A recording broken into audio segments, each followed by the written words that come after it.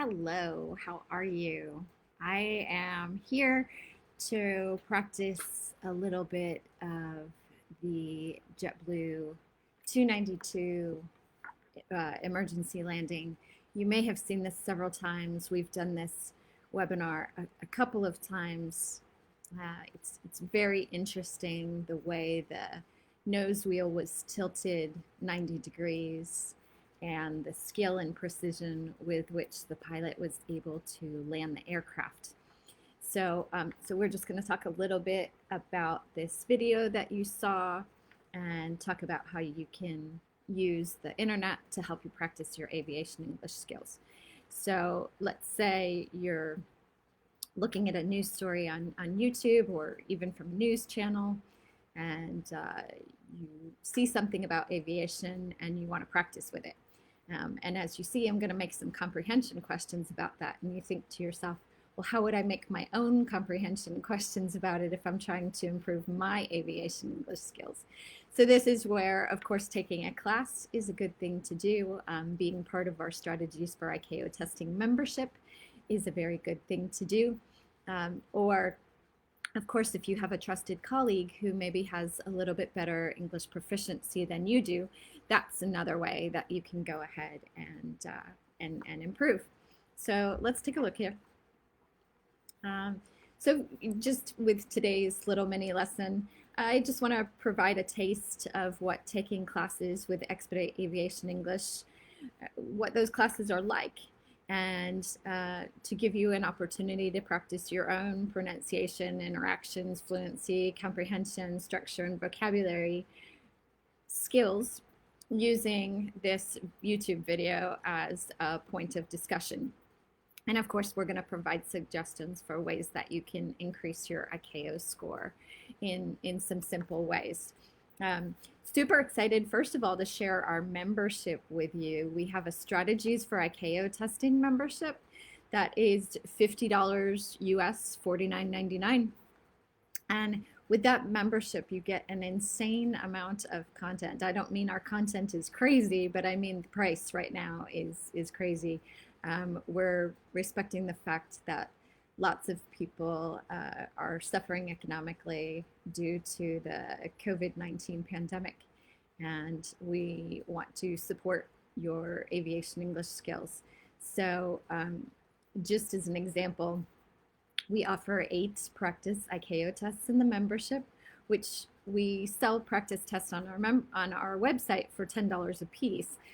That right there would be $80, and our membership is $50 a month.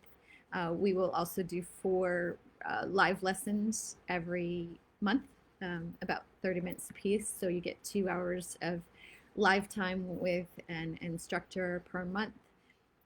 There are 8 content lessons, new content being added monthly, and a new practice test being added monthly. So that $50 price point is a really good thing. All right, let's get moving on to this class. First of all, whenever you start studying, you want to think about what your ICAO English goal is so that we can go ahead and plan a little bit backwards and think about where it is you want to go and what is it you need to get there. Think about the kind of ICAO test that you're going to be taking. If you've already taken an ICAO test, that's great. You know what you're familiar with, but think about what the end result is that you're going to have to produce, and then work to achieve that and make sure that you set a manageable goal for yourself. If you're ICAO 3, you would not reasonably be able to expect to reach ICAO 5 or 6 in a month. However, with some good focused practice, reaching from 3 to 4 is certainly feasible. 4 to 5, 5 to 6, potentially. Are also very feasible goals. Okay, so let's talk a little bit about testing skills. When you do conversation questions, the ICAO 4 rate of speech is about 100 words per minute. At times, I go faster than 100 words per minute. As a teacher, I can also learn to slow it down and speak at a slower pace so that I can be more easily understood. In conversation questions, you want to be thorough in your description and make sure the words are of good quality.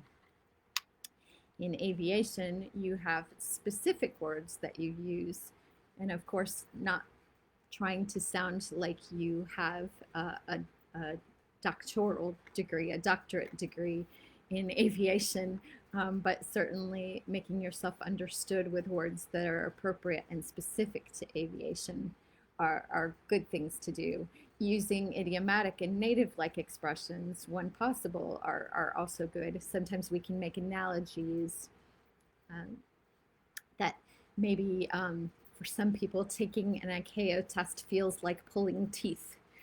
That would be an example of a, a expression that would be a little bit more native, like referring to the difficulty that it might be for some people in taking a test. For other people, it's not so hard. And when you're feeling prepared, that's the best way to be. And this is the best thing for you to do, spending some time on your ICAO English skills. In the conversation question, there will be opportunities that the examiner will try to expand your speech and ask you follow-up questions. So it's not always that you have to have the skills to answer thoroughly. Like if you get nervous and you answer a question a little bit briefly, it's the job of a good examiner to make sure that he or she gives you opportunities to expand your speech by asking follow-up questions. Okay, so let's think about this JetBlue 292 emergency with some of these conversation questions that I have. So first of all, how did the personnel on the ground prepare for the emergency? In the video, you hear the news reporter talking about what is done. You see a little bit of the action, but of course, when people are preparing for an emergency, and especially on aviation, you can't see everything on the runway that's actually taking place on the ground. You might hear some of that on ATC in communications on the radio. Even if you're not involved in the emergency, you might hear some of what's going on as the ground is being prepared for the arrival of the aircraft with the twisted nose wheel. Also, what runway did the aircraft use and why? That again is a detail that you needed to listen to. And there was some specific reason why that aircraft was given the specific runway it was given for landing. As you watched the aircraft land, what did you see? Not only just with the aircraft, but what did you see around the aircraft as it was landing? There's some really good opportunities for aviation expressions in the way that the aircraft landed with the twisted nose wheel and some activity you see going on in the background. As that aircraft was landing, there was not much fire until the plane had been braking for a while. Why was it that there wasn't much fire, and what caused the fire to ultimately start?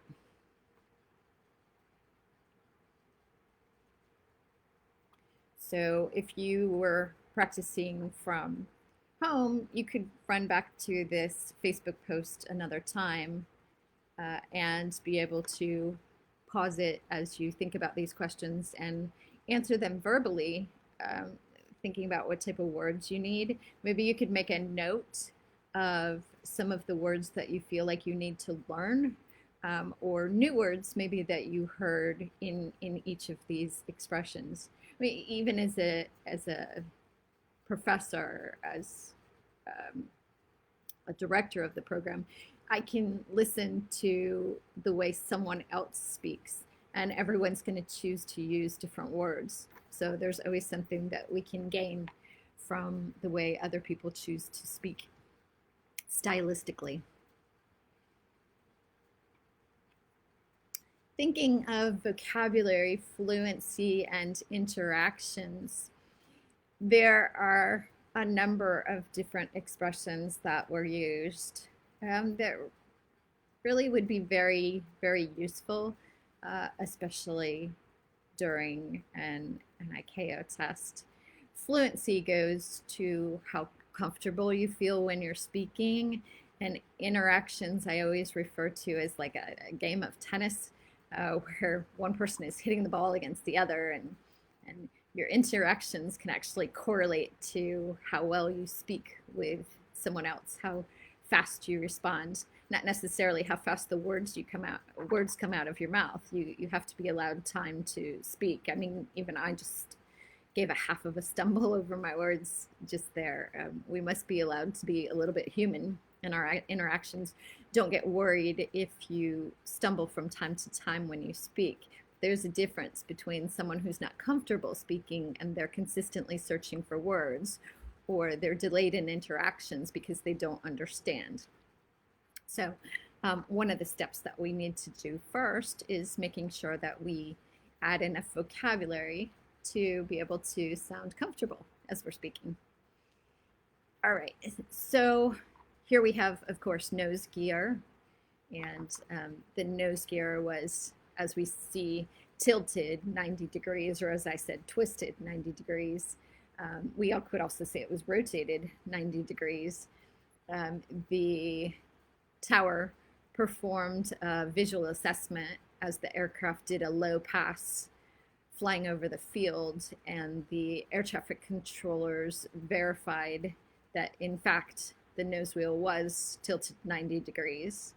So in order to right the nose gear, or to fix it, to straighten it out, to get it the way it should be right, and this doesn't mean left or right, but in order to fix the nose gear, they attempted to retract and extend, to recycle the system, to get it to work again. As the aircraft landed, of course, they were trying to avoid a collapsed gear, which of course they did successfully.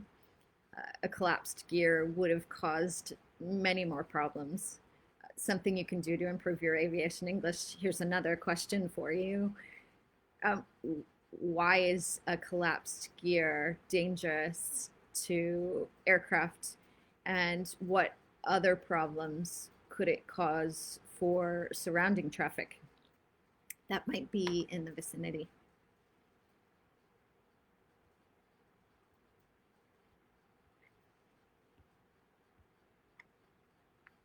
Some other expressions that were in use. How did the aircraft plan for contingencies? Anytime there's any type of an emergency, as a pilot, how do they plan for contingencies? How do air traffic controllers plan for contingencies that might occur during one of their shifts? They said that there were no indications of any fire on board. In other words, there were no signs of fire on board. Emergency crews for this situation were in position at the time of the emergency. And of course, that would be a standard event. We didn't hear that they performed an emergency landing or that they made an emergency landing. We heard they executed the emergency landing. The word execute just elevates the vocabulary a little bit. Instead of saying made, when you execute something, it implies that there are processes and procedures to complete something. So being able to execute something just it requires a different level of skills.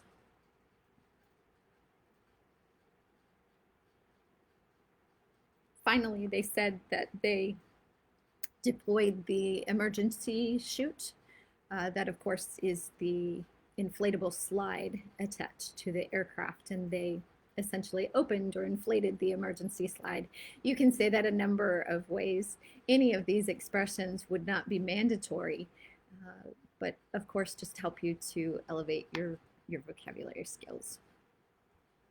Next, Um, as I asked you, how do pilots, controllers, and other aviation personnel plan for every possible contingency? How do all of these people work together to prepare themselves? Um, and if anyone is injured, there are emergency crews standing by to assist. Can you expound upon that concept? Can you expand on the idea if anyone's injured during an emergency landing? How do the ground crews stand by to assist, and what type of assistance is it that they provide?